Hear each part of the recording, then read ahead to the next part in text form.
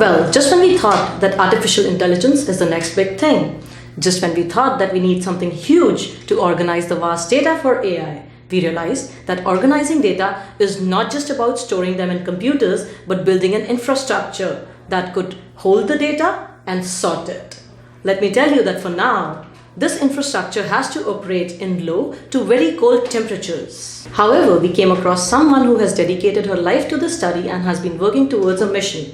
She believes and has made us believe with her study, expertise, and her work that higher temperature quantum phase is not just the future of tech, but will also eliminate the key stability issues of this industry. I would like to welcome Dr. Raina Olsen, a quantum engineer and founder of Aurora Quantum Technologies. Dr. Raina, welcome to Bay Street Diary. It's a pleasure to have you with us.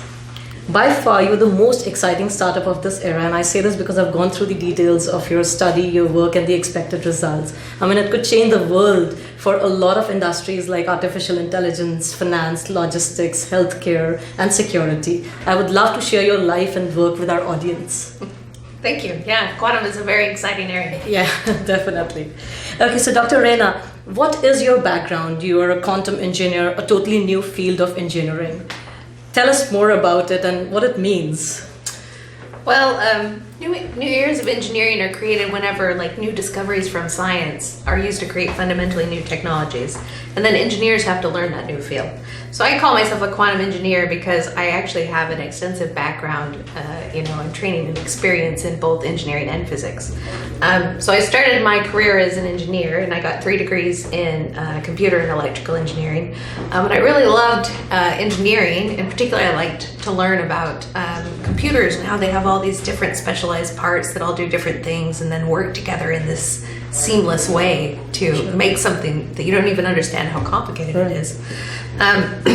But then I wanted to learn more about the world of the very small, so I went back for 2 more degrees in physics, and it turns out that quantum is the world of the very small, and that world of atoms and stuff, it behaves very differently than the big world that we're familiar with.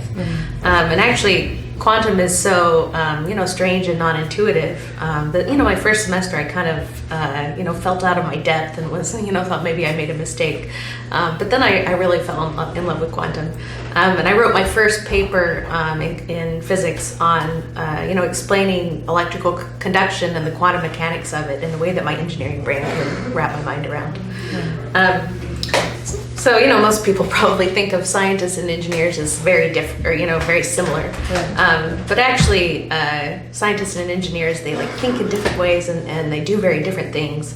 Scientists try to understand things, but engineers try to make them work. So whenever you have a new area of technology, there's some talent lag while engineers, learn the new ideas in a way that they can understand. So I feel very fortunate to have this background in both engineering and physics at this exciting time when I can be part of this quantum revolution. All right, and perfectly at the right time. Quantum is the future. Yes. So many of our viewers have heard about quantum computing, but understanding of this new technology sector is limited. What is quantum computer and how it differs from the computers we use today? So in a classical computer, you store the information in bits, and these are like little switches that it can be on or off, the zeros and ones. Okay. And each bit holds one piece of information. So if you add one new bit, you add one piece of information. Right. In a quantum computer, the units are called qubits. Okay. And the information, though, is actually stored in the relationships between the qubits. So when you add one new qubit, it has new relationships with all of the qubits that are already there. And so the information actually doubles every time you add a qubit. So could you say qubit is a set of bits related together? Yeah, sort of. It's a quantum bit, and it's the relationships where you store the information. So you actually get an exponential growth in processing power with the size of the computer. And this is what you can use to tackle some of the huge problems in areas like artificial intelligence that the world needs to solve today. That's very interesting to learn. Aurora Q aims to solve some of the major barriers to commercially viable quantum computing. What are the challenges faced here? Well, there's all kinds of challenges, but there's one way to sum them up, and that's scalability. The quantum computers we have today, they're kind of more like toys. There are amazing toys created through decades of work by amazing people, but they're still toys in the sense that they can't solve a whole lot of useful problems yet because they're just not big enough. Experts estimate that they'll need to be 20,000 times bigger to, be generally useful in solving a wide variety of problems. So the quantum computers we have today, they already cost like millions of dollars, and they're the size of a large closet. So that means a useful quantum computer, if it's exactly the same as it is today, it's going to cost $500 billion and be the size of 10 warehouses. Right. That's not very practical. But even so, even if it was worth it to have that expensive of a quantum computer, the problem is that the technology that we have today simply won't scale to that size. Right. And here things get more complicated because there's actually a bunch of different ways to make quantum computers, and each of them has their own challenge to scalability.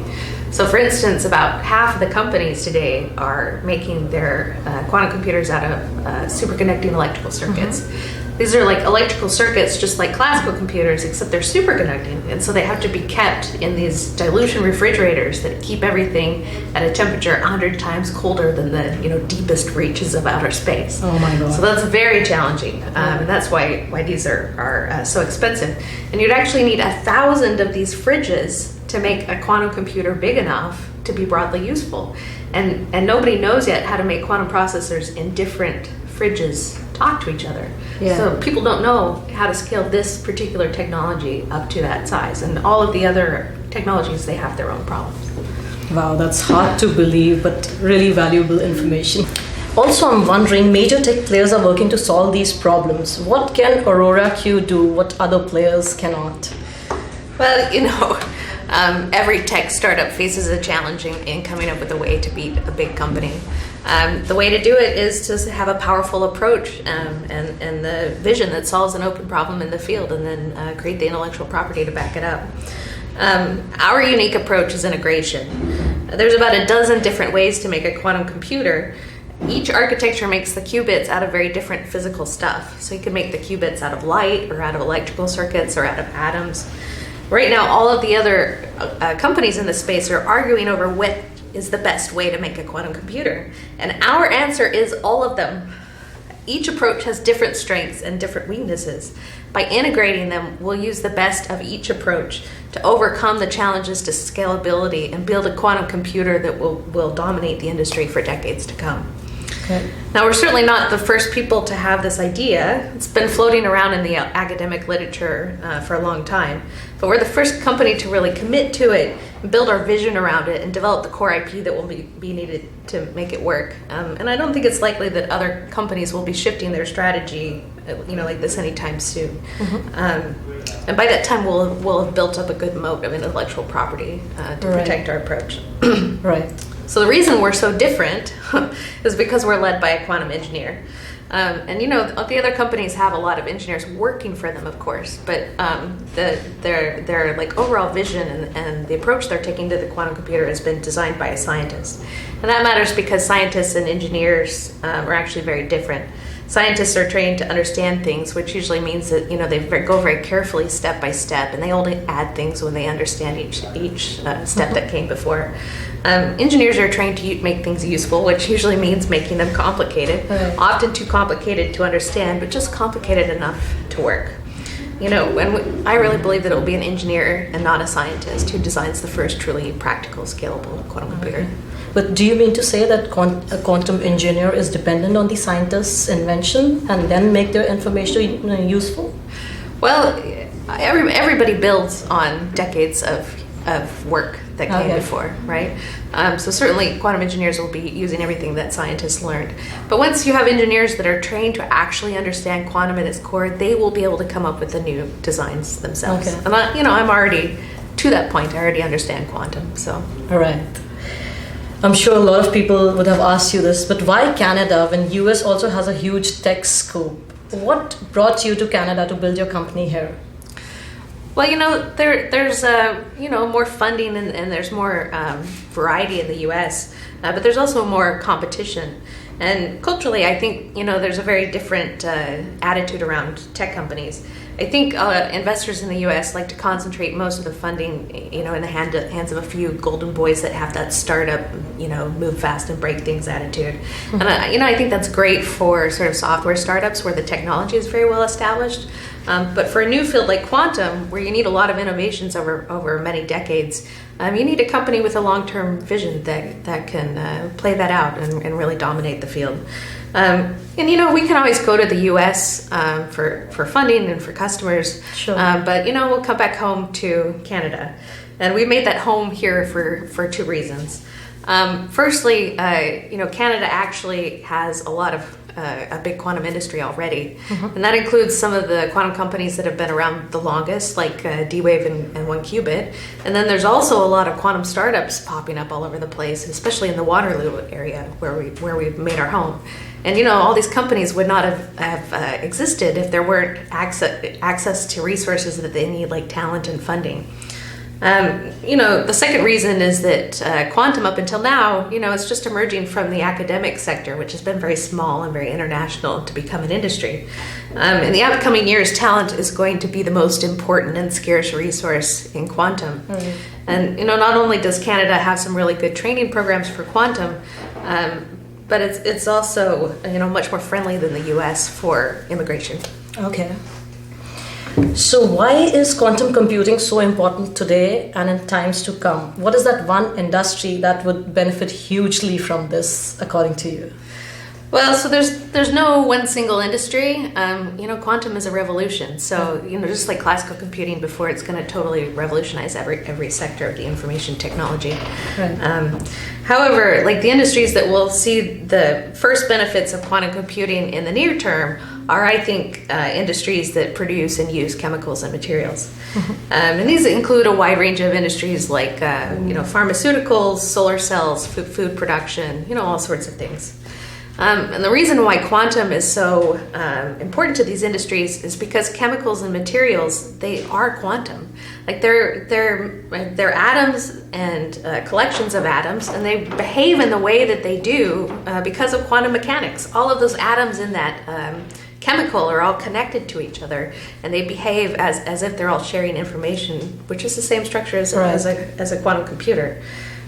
Even though, quantum is a small thing, it actually impacts our big world in many ways every day. We have many experiences that we couldn't understand without quantum, like why things are different colors, why we can smell so many different smells, why one material might be a conductor and the other might be an insulator. We can't understand these things without quantum mechanics. Right now, people use classical computers to try to predict what new chemicals and materials will do. But this is just an approximation, and it's very slow. With quantum computers, we'll be able to do these predictions very quickly and accurately, and use them to design new chemicals and materials. Right. So in a nutshell, it would be a global revolution. Yeah. What is the current state of Aurora Quantum Technologies as in today? Your company has just raised a pre-seed round.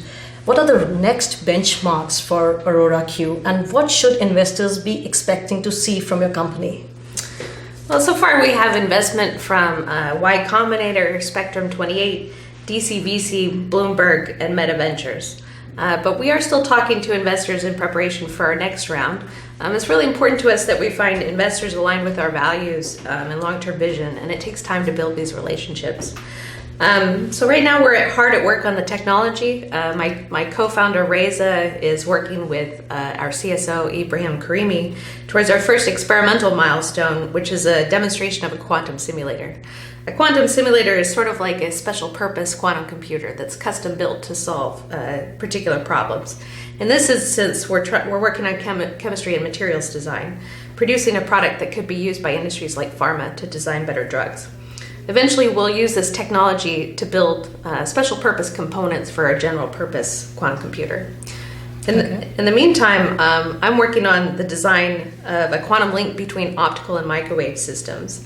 Our integrated quantum architecture will be very much like the architecture of a classical computer with a processor that does the calculations and a memory that stores things long term, and then a bus that carries information between them.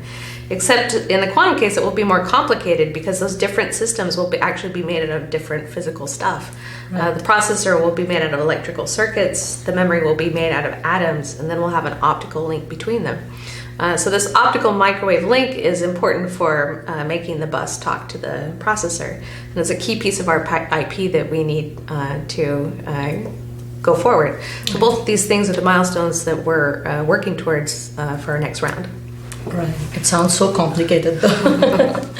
What is the biggest challenge right now for a company like yours, and what kind of support is needed to help build the quantum ecosystem in Canada? So, part of the reason we came to Canada is because, quantum is still at the stage between academia and industry. And the Canadian government does a great job of, providing grants to encourage these kinds of relationships. I think one of the things that's needed to continue to grow the quantum ecosystem in Canada is to also, provide some support for early startups, both from the government and from investors. Because it is a complicated field, and a lot of innovations will be needed over decades to build and retain Canada's dominance in this industry.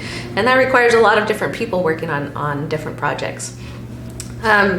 Another thing that would really encourage the growth of the ecosystem, is one of the problems that a lot of startups in the space face is lab resources. So it can take $2 to $4 million to build just a pretty basic lab in this space, and that's often beyond the reach of startups. I know of 2 programs in the U.S. where they're building a user program for small companies that are starting quantum, so that they can do their early work during their seed stage in this shared facility that has all the equipment needed for free or at a low cost. And I'd like to see more programs like that in Canada that are established to help the quantum industry as a whole. Right. So do you see Waterloo as a permanent home base for Aurora Q? Why Waterloo and not a large urban center like Toronto? Well, Waterloo has the things that we really need most right now, which is like the specialized quantum talent, space to build a lab, fabrication facilities at the university, and a community of similar heavy tech companies at Velocity, which is the incubator we're at. Later as we expand the talent that we need to a broader range of people, and we start to build closer relationships with customers, we'll expect to have offices in Toronto where we can have more access to these things. And I think this parallels the way a lot of heavy tech companies work in Silicon Valley, where a lot of companies have their big campus located in suburban areas outside San Francisco. Right. So I see you mentioned talent. What kind of skill sets are you looking for in coming years, and what would you tell the engineering and science students today about the need for a company like yours in, say, 5 years? So, in general, the tech economy is just, it's changing faster, and even people with established careers need to keep building new skills. And students have a really great opportunity to prepare for the flexibility that they'll need ahead of time when they're in school, when their brains are most plastic and they have time to learn. So I'd advise students to, choose a specialty to get broad or, a depth of knowledge in, but also broaden their knowledge base by, taking a lot of elective courses, in anything that they're interested in. Right. Like even adding a semester or 2 to your education, I think is really worth it to gain some familiarity with many of the emerging areas like artificial intelligence and quantum, things that you might need to know later in your career. Another thing that I think is important is to really try and engage with companies and people working in their careers in some way, whether it's through internships or meeting people from the career that you'd like to work in. And ask them what their job is like and how it's changed over their career and what sort of things they would suggest that the students learn. Gone are the days where you can just assume that your university is going to teach you everything you know. I think students really have to take their own initiative to go out and prepare themselves for the career that they want. Well, thank you, Dr. Raina, for sharing your vision and knowledge with us. I can't tell you how much I believe in quantum technology today. We wish you good luck for your work, and it was wonderful to have you on our show. Thank you so much. It was great to talk to you. Thank you. Friends, that was Dr. Raina of Aurora Quantum Technologies. We will see you next week with another entrepreneur who went against the odds to prove that what you work towards is what you get in life. Till then, keep spreading love.